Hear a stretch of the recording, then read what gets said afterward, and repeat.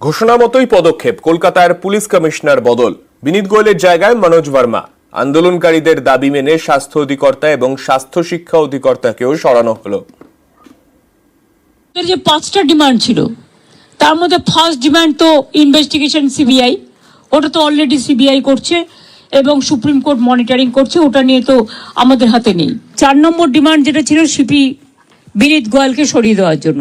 আগামীকাল 4টের পর আমরা কলকাতা পুলিশ এ বদল আনব এবং নতুন সিপিকে দায়িত্বভার বিনীত দেবেন।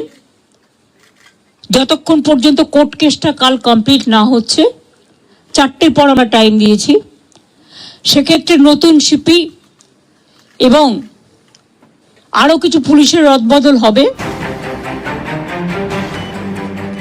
সোমবার ঘোষণা, মঙ্গলবার পদক্ষেপ, কলকাতার পুলিশ কমিশনার বদল। বিনীত গোয়েলের জায়গায় কলকাতার নতুন সিপি মনোজ ভার্মা। বিনীত গোয়েলকে করা হলো এডিজি এসটিএফ। মঙ্গলবার বিকেলে লালবাজারে যান মনোজ ভার্মা, বিনীত গোয়েলের থেকে দায়িত্বভার নেন।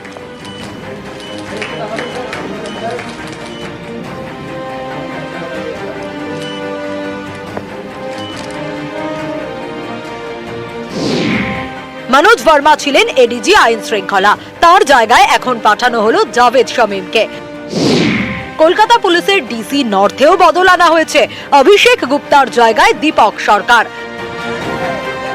পুলিশ কমিশনারের অপসারণ ছাড়াও আরো একাধিক দাবি করেন আন্দোলনকারী জুনিয়র ডাক্তাররা। স্বাস্থ্য সচিব সহ 3 স্বাস্থ্যকর্তারও অপসারণের দাবি তোলে। সেই মতো স্বাস্থ্য অধিকর্তা দেবাশিস হালদার এবং স্বাস্থ্য শিক্ষা অধিকর্তা কৌস্তব নায়েককেও সরানো হলো। আপাতত স্বাস্থ্য অধিকর্তার দায়িত্বে স্বপন সোরেন, দেবাশিস হালদারকে করা হলো জনস্বাস্থ্য বিভাগের ওএসডি।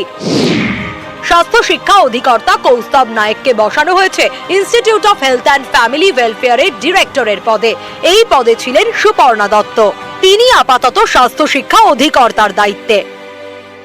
একটা ডিএমই, একটা ডিএইচএস আর একটা হেলথের প্রিন্সিপাল সেক্রেটারি। আমরা ওদের বোঝালাম যে একসাথে যদি পুরো ঘরটা খালি করে দেওয়া যায় তাহলে অ্যাডমিনিস্ট্রেশনটা চলবে কি করে।